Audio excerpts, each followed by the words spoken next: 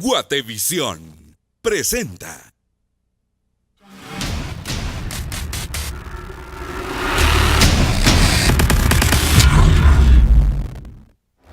Una agenda espuria, seguramente van a tratar de pasar los temas de terrorismo para criminalizar al movimiento social. Ellos mencionan mucho la encerrona que se hizo de parte del movimiento social.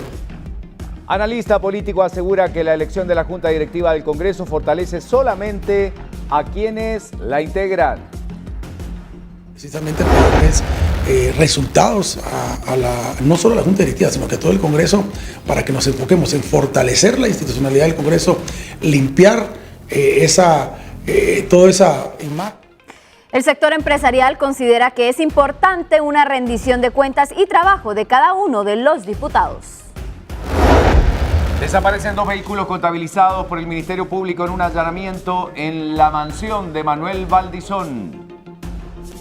Es evidente que no son los mejores resultados. Es a simple vista salta que seguir. Ministerio de Educación presenta resultados de la evaluación de graduandos del 2017, los cuales no son nada alentadores. Luego de las lluvias y las inundaciones en el oriente y norte del país, ya se inicia la pérdida de varios cultivos en un informe que muestra la radiografía de los más afectados por este temporal. Hablamos de noticias internacionales. Ecuatorianos convocados a las urnas para votar en una consulta popular convocada por el presidente Lenín Moreno.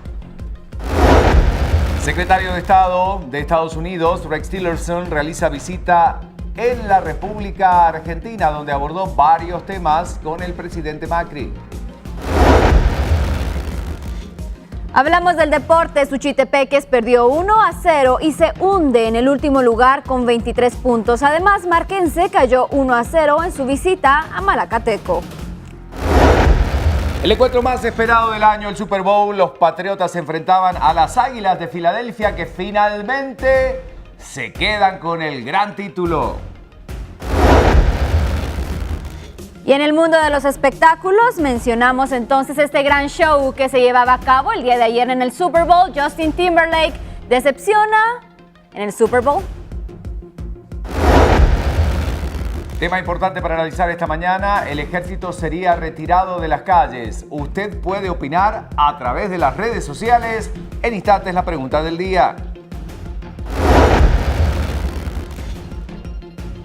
Y en las noticias curiosas, usted va a observar lo que ocurría con un entrenador de osos del Gran Circo de Moscú.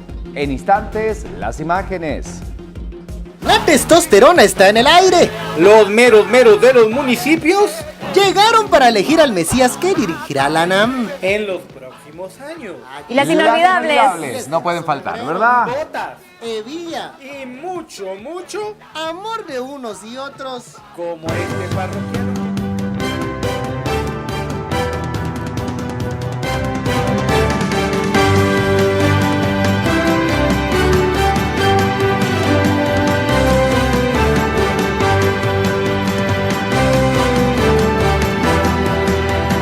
Esto es Viva la Noticia.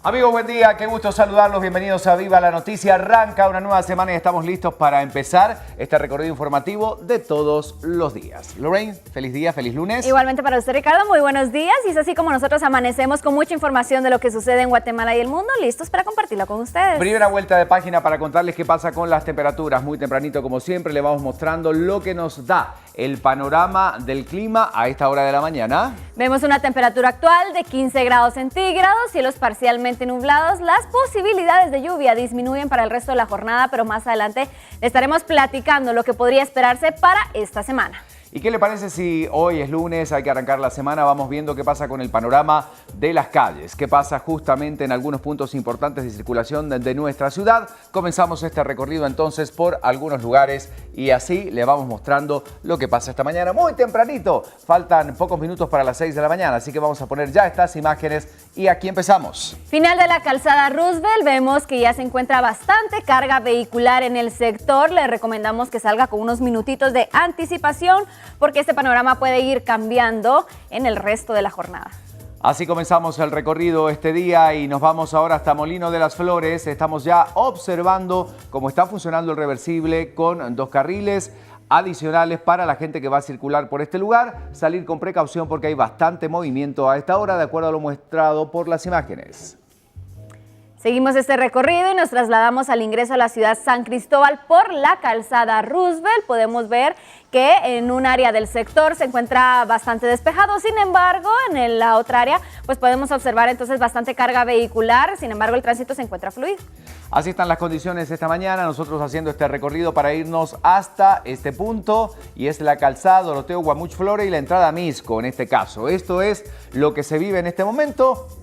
Tiene que ver, por supuesto, cuando recién mostramos el final de la calzada Roosevelt y el movimiento que se va generando a esta hora en este punto de circulación. Salga tempranito.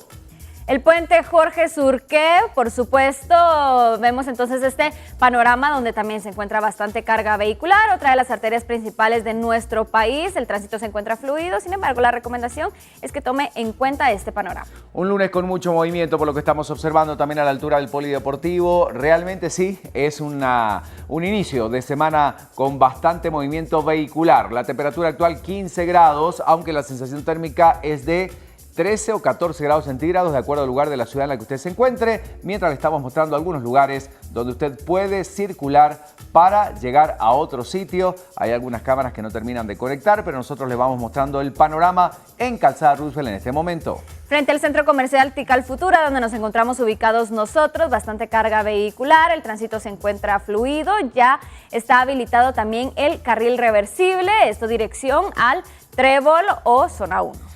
A la Martí, para mostrarles también lo que está pasando esta mañana, mucho más despejada y más tranquila, otro de los puntos que podemos compartir esta mañana con ustedes.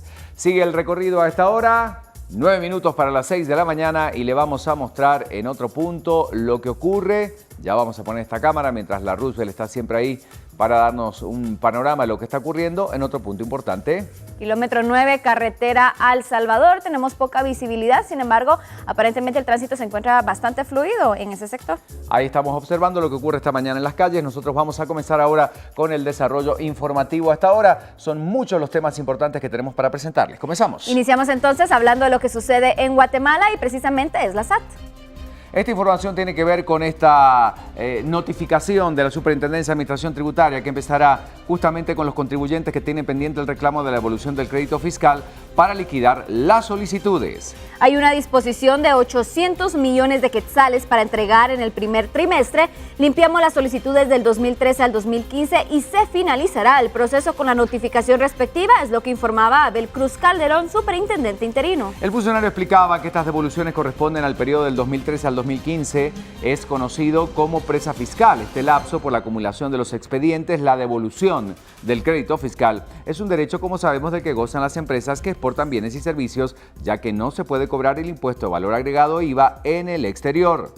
Lo que pagaron las compañías en la compra de materia prima en el mercado local es lo que mencionaba Alejandro Ceballos, presidente de la Comisión de Vestuario y Textil, adscrita a la Asociación Guatemalteca de Exportadores, que considera positivo el anuncio de la SAT, ya que las empresas que lo recibirán tendrán liquidez en sus finanzas porque ese dinero se convierte en un capital de trabajo. Claro. Hay que tomar en cuenta los casos de solicitudes de crédito fiscal que fueron judicializados. Entre las anomalías detectadas hay facturas que no están relacionadas con el proceso de producción, con los bienes que se van a exportar, diferenciación entre el crédito local y el de exportación, así como la irregularidad en los proveedores. Así que atención con esta información. Seguimos con el recorrido informativo. Usted recuerda y nos causaba bastante asombro una de las tantas propiedades de Manuel Valdizón y la cantidad de vehículos y otros, podríamos decir, elementos de lujo que se encontraban en ese lugar. Sin embargo, 2 desaparecieron. Precisamente en este segundo allanamiento efectuado recientemente por la Unidad de Extinción de Dominio del Ministerio Público en Casa Praga, mansión propiedad del ex candidato presidencial Manuel Antonio Valdizón, se constató la desaparición de 2 vehículos de lujo, informó la Fiscalía. Se trata de un Mustang y otro vehículo también de alta gama que fueron contabilizados y fotografiados en el primer allanamiento efectuado el 20 de enero en la vivienda de Valdizón, quien se encuentra retenido en Miami porque tiene orden de captura, como usted sabe. El día justamente en el que esta Valdimansión fue dada a conocer. Se encontró un lote de vehículos donde habían 2 clásicos de colección, algunos buses Pullman blancos nuevos y también 2 pickups. Estos automotores de colección supuestamente fueron adquiridos por Valdizón en el extranjero, incluido también otro vehículo de edición limitada, el cual solo se vendió cuando la compañía cumplió 50 años. Bueno, debemos recordar que Valdizón Méndez es candidato del partido líder, está vinculado por la CICIG y el MP de haber recibido sobornos de la conductora brasileña Odebrecht. Julia Barrera, portavoz del MP, dijo que se va a solicitar la inmovilización de los bienes que fueron contabilizados en el segundo allanamiento, el cual se llevó a cabo el 1 de febrero por la Unidad de Extinción de Dominio. Pero sí, desaparecen entonces como si nada. Realmente eran muchos los vehículos que estaban allí en esta super casa de Valdizón, pero sin embargo son 2 hasta el momento los que han desaparecido. Vuelta de página para hablar de otro tema importante a esta hora de la mañana y tiene que ver con el Ejército de Guatemala, con esta información que se vincula a esta realidad que se vive en el país. A 54 días para que termine la intervención militar en tareas de seguridad ciudadana, persiste la expectativa acerca de la decisión que tomará el Consejo Nacional de Seguridad acerca de la continuidad del ejército en las calles. Inicialmente la decisión era que retiraría el 31 de diciembre, pero después se anunció que se prorrogaba la permanencia de los escuadrones del Cuerpo Especial de Reservas para la Seguridad Ciudadana hasta el 31 de marzo. El director general del Departamento de Prensa del Ministerio de la Defensa, Óscar Pérez, explicó que si bien el nuevo cronograma vence en 54 días, existe la posibilidad de que se extienda a tiempo. Pérez precisaba que es el Ministerio de Gobernación en conjunto con el presidente Jimmy Morales quienes toman la decisión en el seno del Consejo Nacional de Seguridad. Señalemos que eran 9 escuadrones militares, en total con 5.600 solicitados, pero en una fase anterior, en abril del año 2017, se retiraba el 50% y hasta este fin de semana quedaban entre 1.900 y 2.000 militares que apoyan a la Policía Nacional Civil. El director de prensa del Ministerio de Defensa también comentó que si el plan de apoyo a la PNC termina el 31 de marzo, los efectivos destinados a esos escuadrones se retirarían para reforzar las fronteras del país y la reserva de la biosfera maya. Y por eso, hablando del ejército esta mañana, abrimos la posibilidad para que usted participe en redes sociales y nos dé a comentar, pues, justamente su opinión a través de un sí y un no o cualquier comentario en Facebook. Colocamos entonces la pregunta del día. ¿Considera que el ejército debe seguir con los patrullajes en las calles del país? Sí o no, puede utilizar el hashtag BLN Seguridad Ejército, compartir sus respuestas con nosotros y nosotros estaremos publicándolas más adelante en nuestro programa.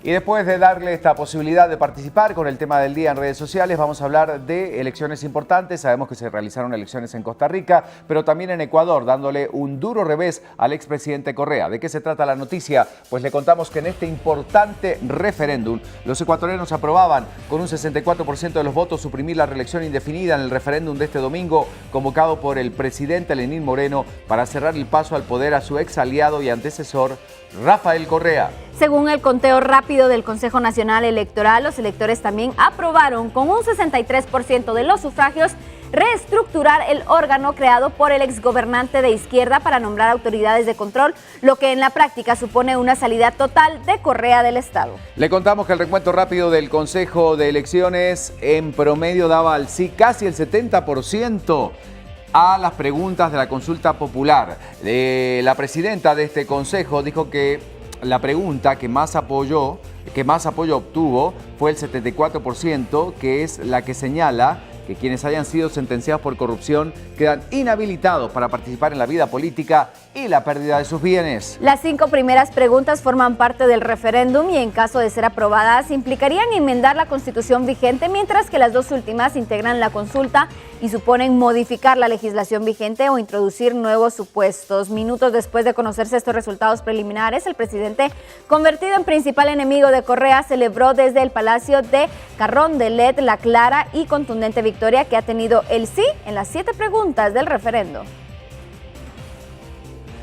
Y tenemos más noticias a esta hora y tiene que ver con lo que anticipaba una visita importante a la República Argentina, pero que en realidad habla de la relación de Estados Unidos con Venezuela. Estados Unidos considera la posibilidad de sanciones a las exportaciones petroleras de Venezuela, pero toma en cuenta el impacto en esas medidas que tendrían sobre la población, dijo el secretario de Estado Rex Tillerson este domingo en Buenos Aires. La situación en Venezuela empeora. Uno de los aspectos a tomar en cuenta en caso de adoptar sanciones petroleras son los efectos que tendría sobre la población y si ese sería un paso que ayude a llegar al final a acelerar, dijo Tillerson en una rueda de prensa junto con su homólogo argentino Jorge Fauri.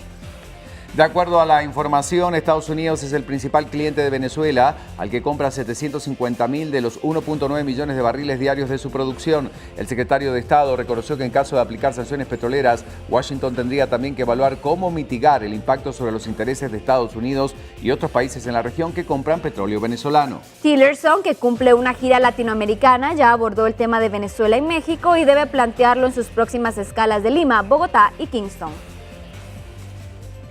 Parte de la información que tenemos a esta hora de la mañana y ahora nos retiramos para quedarnos en Venezuela. Seguimos allí hablando de este tema vinculado a los comicios y a esta convocatoria que se realizaría muy pronto. El presidente venezolano Nicolás Maduro advirtió que el oficialismo se presentará en los comicios con oposición o sin oposición durante un acto celebrado en el Palacio Miraflores en conmemoración del fallido golpe de Estado liderado por Hugo Chávez. Le queremos comentar que de acuerdo a las noticias, el Consejo Nacional Electoral Chavista anunciará hoy las fechas de elecciones presidenciales. Quien, recordemos, busca ser reelegido es Maduro, que tiene la intención de quedarse en el poder por un periodo más. He recibido la información de que este lunes el Consejo Nacional Electoral va a fijar la fecha de las elecciones presidenciales y nosotros iremos con oposición o sin oposición, aseguró el mandatario chavista durante un nombrado Palacio Presidencial de Miraflores. Así están las cosas, veremos qué ocurre. Ya vimos el revés que recibía Correa con esta intención de reelegirse indefinidamente en Ecuador, pero la realidad en Venezuela al parecer es otra, con esta posibilidad entonces de Maduro para seguir allí en el poder en un país que está sumido en la crisis. Y hablando de elecciones, tenemos que contarles lo que ocurrió en Costa Rica, porque bueno, es uno de los países más destacados de Centroamérica en el proceso electoral, con casi el 90% de las mesas escrutadas en las elecciones. Fabricio Alvarado, un periodista y predicador evangélico del Partido Restauración Nacional, obtenía el 24.78% de votos con este importante número de mesas escrutadas, mientras Carlos Alvarado, del gobernante Partido Acción Ciudadana, lograba el segundo lugar con el 21.74%. El tercer lugar lo ocupó el acaudalado empresario Antonio Álvarez del poderoso Partido Liberación Nacional. Dos posiciones muy distintas en materia de derechos humanos se enfrentarán en la segunda vuelta. Ahí tenemos algunos de los puntos importantes. Carlos Alvarado apoyaba el matrimonio igualitario, los derechos familiares de la comunidad sexualmente diversa, mientras Fabricio Alvarado está rotundamente en contra. Este asunto fue la principal bandera de campaña del candidato evangélico, con lo que consiguió ascender y aglutinar al sector conservador del país. El candidato de 43 años de edad continuaba en esa misma línea en su discurso de victoria pronunciado frente a una multitud de seguidores en el salón de un hotel de San José. Debemos tomar en cuenta entonces que el próximo 1 de abril se viene la segunda vuelta en Costa Rica. Y así van las noticias de Guatemala y el mundo hasta ahora. Iniciamos entonces este recorrido por las calles y hablando también acerca de la historia del día con nuestra compañera Mónica Bando. Mónica.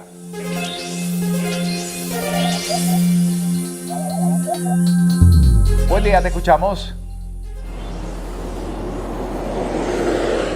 Buenos días, Ricardo. Buenos días, Lorey. Efectivamente, ya empezamos el recorrido en las calles y en Calzada Roosevelt ya se encuentra congestionamiento vehicular, pero nosotros además queremos presentarles la situación que están viviendo los periodistas en Guatemala, ya que continúa siendo estos asesinados. Según se dio a conocer recientemente, el asesinato de 2 periodistas en Suchitepeques ha sido condenado tanto por la prensa internacional como la prensa nacional, que han visto con consternación los ataques constantes contra los periodistas, en especial en el interior de la República, en donde se da este caso. Los periodistas iban a cubrir una actividad en carnaval de la localidad, pero hasta el momento continúan las investigaciones sobre este hecho debido a la forma en la que ellos fallecieron. Sabemos que se trata de Laurel Castillo y Alfredo de León, que estarán siendo investigados. Precisamente nosotros les presentamos la historia del día sobre este hecho y las investigaciones que continúan.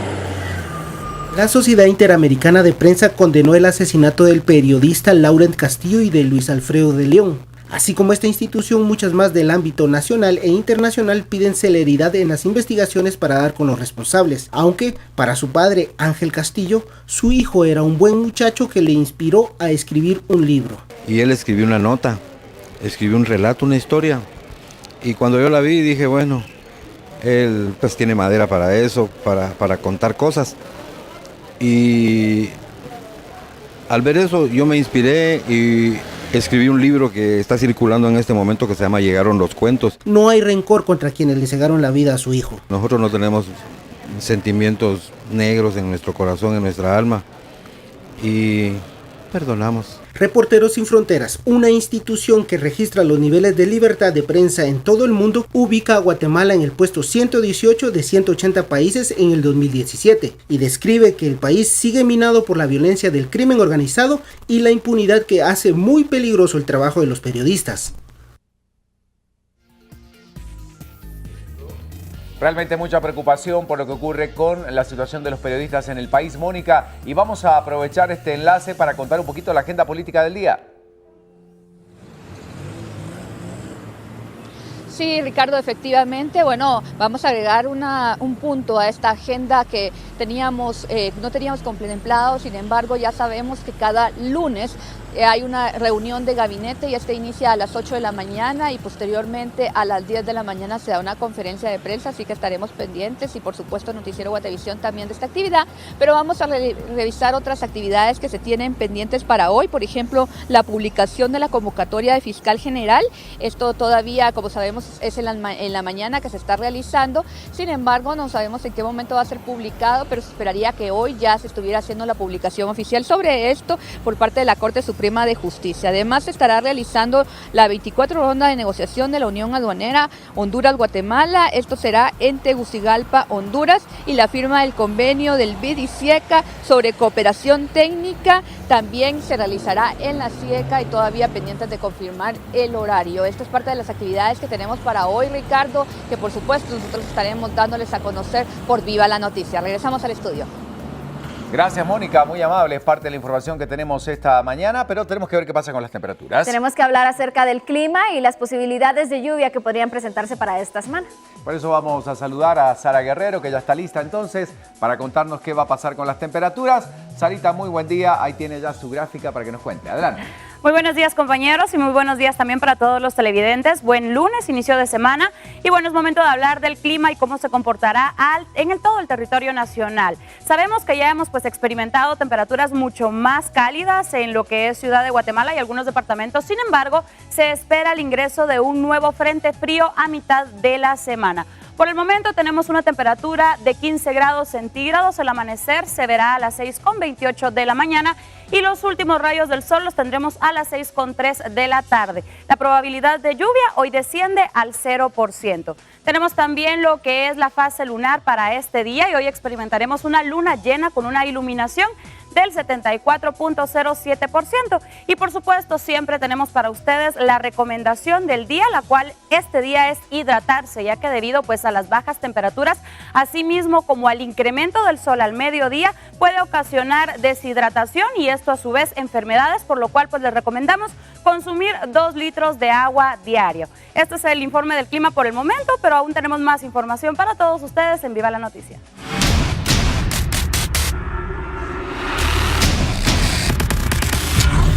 Y ampliando lo que nos comentaba Sara en relación al tema del clima, estamos a la espera de la llegada de un nuevo frente frío al país. Esto es lo que nos indica la información, así lo han confirmado las autoridades del INSIBUME. Efectivamente, el INSIBUME daba a conocer que monitorea la llegada de un nuevo frente frío que podría presentar desde hoy. Sin embargo, no será tan fuerte como los anteriores.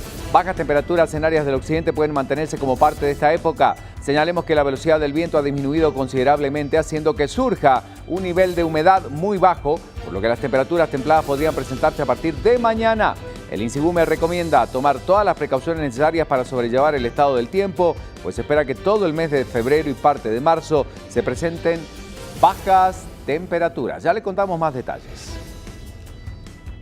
6 de la mañana con 9 minutos, información que vale la pena que usted tome en consideración y precisamente se estarán realizando algunos trabajos de bacheo y recapeo en la ciudad capital por parte de la municipalidad. El tránsito vehicular sobre la calzada Roosevelt y Boulevard Liberación, desde los puentes gemelos del Trébol hasta el monumento a Tecunumán, zona 13, podrían verse afectados durante los próximos 5 días. Las labores iniciaron este fin de semana y van a concluir el próximo jueves.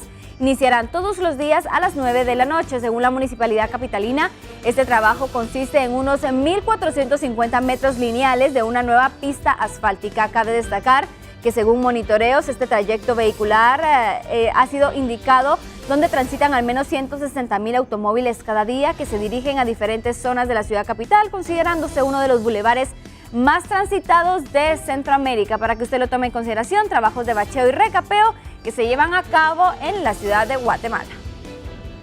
En otras noticias importantes también le vamos a comentar parte de la crónica. Lo ocurrido este fin de semana, detenían en el aeropuerto porque intentaba salir con una cantidad mayor a la permitida, es decir, más de $10,000. El presidente de CONIC, Pedro Esquina Ziná, presidente de la Coordinadora Nacional Indígena y Campesina CONIC, fue sorprendido este domingo en el Aeropuerto Internacional Aurora cuando intentaba salir del país con más de $15,000.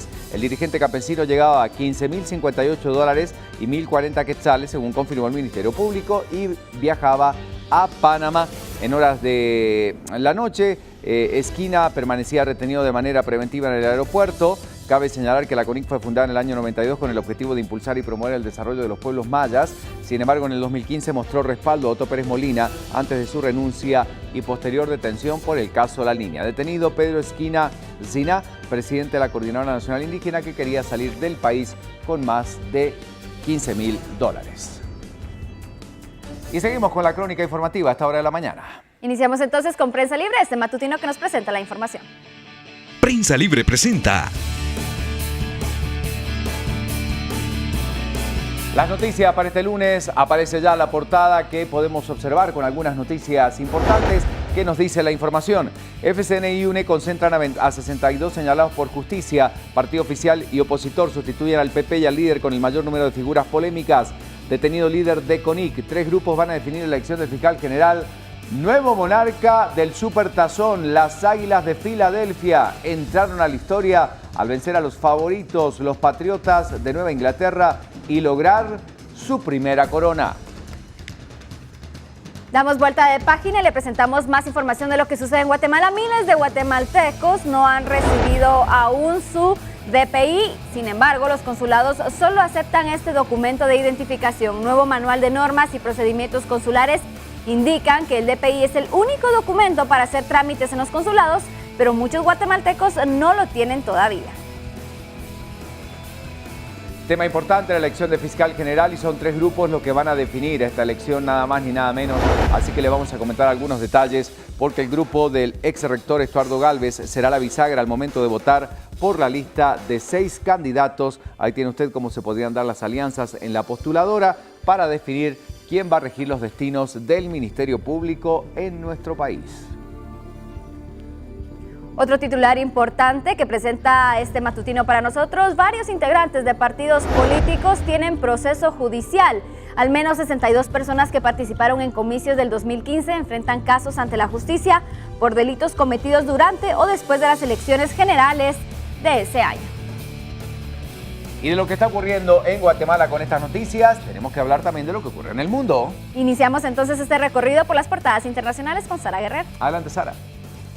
Así es momento de informarles lo que sucede alrededor del mundo, y es por ello que les presentamos las portadas de diarios más importantes para este día. Iniciamos este recorrido presentándoles La Nación desde Costa Rica como nuestra portada centroamericana. Noticia principal: Los Alvarado. 2 polos opuestos irán a segunda ronda el 1 de abril. Candidatos de Restauración Nacional y PAC difieren en temas de matrimonio gay, guías sexuales e ideología de género. Sin embargo, coinciden en materia fiscal y tenemos la fotografía de ambos oponentes.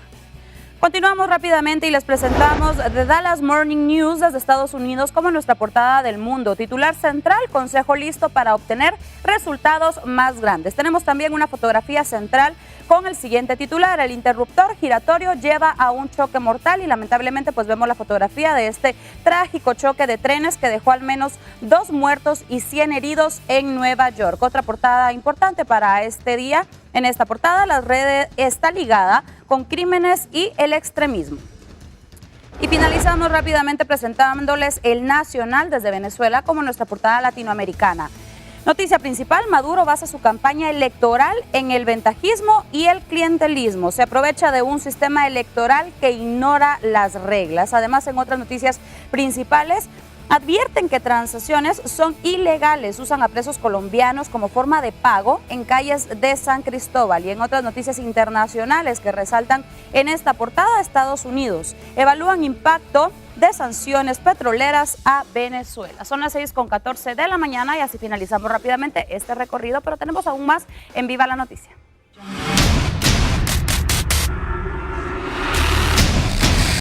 Del desempleo, del abandono de los bienes comunes y de la naturaleza. La corrupción, un proceso de muerte que nutre la cultura de la muerte. Porque el afán de poder y de tener no conoce límites. La corrupción no se combate con el silencio. Debemos hablar de ella, denunciar sus males, comprenderla para poder mostrar la voluntad de hacer valer la misericordia sobre la mezquindad, la belleza sobre la nada. Pidamos juntos para que aquellos que tienen un poder material, político o espiritual no se dejen dominar por la corrupción. Muy buenos días, 16 minutos pasan ya de las 6 de la mañana y vamos también con más información a nivel nacional. Nos vamos hasta Quiché, donde, bueno, usted sabrá, por las recientes lluvias, pues los vecinos siguen entonces con estos estragos que dejó este fenómeno climático. ¿Tiene información? Comunidades quedaron en ruina por deslaves causados por las torrenciales lluvias. Se trata de Santa Anita del municipio de Cobán Alta Verapaz y Cerro Rumbo del municipio de Ixcán Quiché.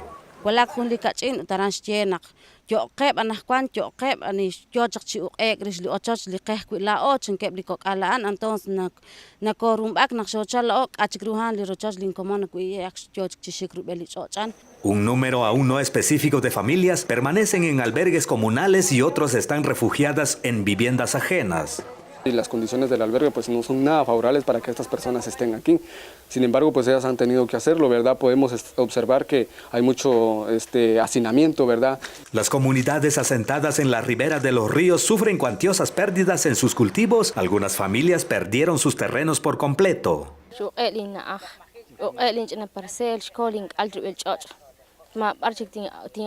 En ambos casos, las familias se salvaron de ser soterradas. Las autoridades comunitarias de 3 comunidades de la microrregión 10 del municipio de Uspantán Quiché informaban que seguían incomunicados por el colapso de las carreteras.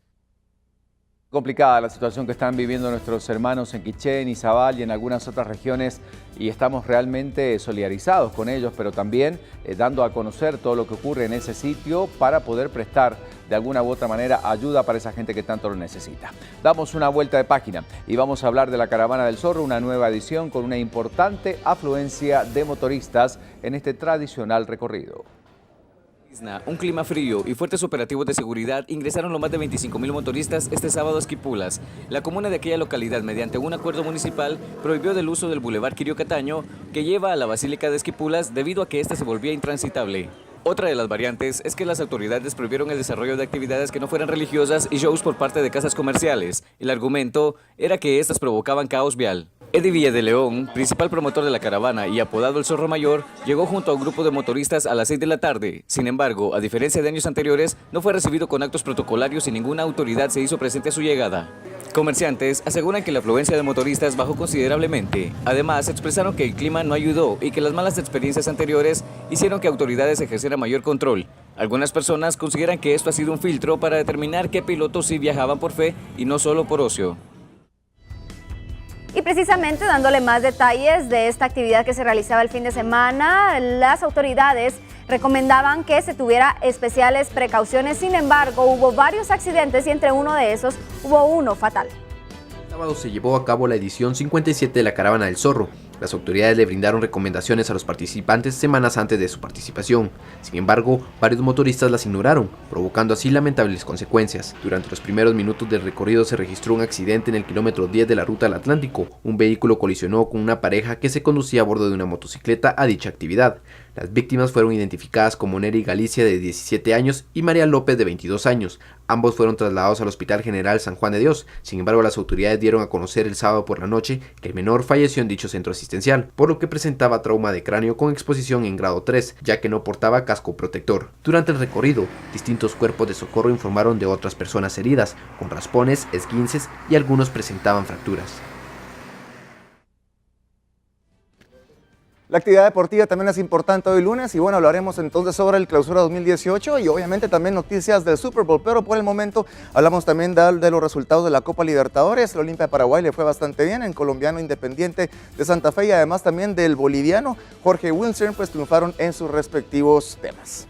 Conocido como el Rey de Copas paraguayo, Olimpia, tricampeón de la Libertadores 1979, 1990 y 2002 y 4 veces finalista, se impuso por la mínima diferencia al colombiano Junior con un tanto del veterano delantero guaraní Roque Santa Cruz al minuto 37.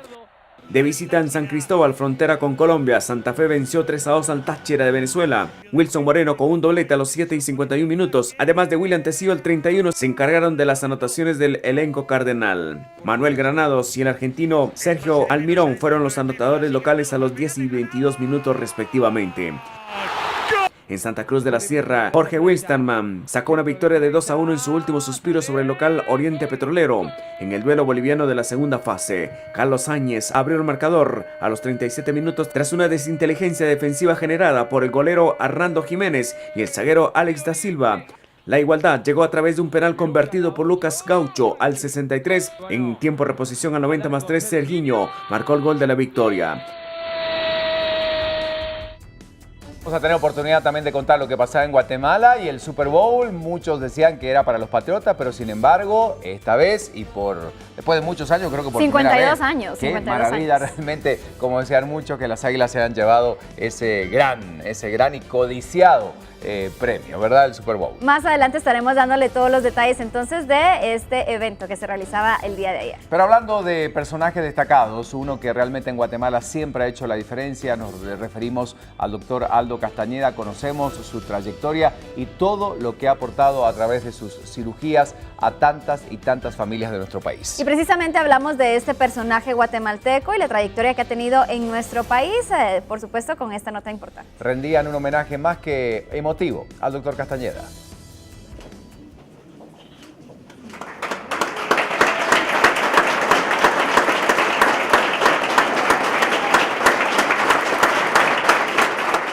Pero ahora sí es totalmente.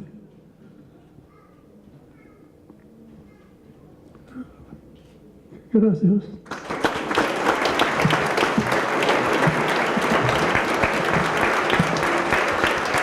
Con efusivos aplausos era reconocido el trabajo humanitario del doctor Aldo Castañeda, pionero en la cirugía cardíaca neonatal. Su nombre quedó inscrito en una de las paredes del Departamento de Cardiología y Cirugía Cardiovascular Pediátrica de Unicar, donde entregó esperanza de sobrevivir a cientos de niños. Entonces es un homenaje a él, celebrando la vida del doctor, celebrando que está con nosotros, sus enseñanzas, por eso lo hacemos. Desde hace 20 años esta unidad fue fundada por el doctor Castañeda. En ese tiempo se han realizado cerca de 6,000 operaciones y se han atendido a unos 18,000 niños que no tienen los medios para recibir atención. Bueno, es parte de la información que tenemos a esta hora de la mañana, pero siguen las noticias luego de la pausa. Así es, nosotros nos vamos a un corte comercial, pero ya regresamos con muchísimo más aquí en Viva la Noticia, no se lo puede perder.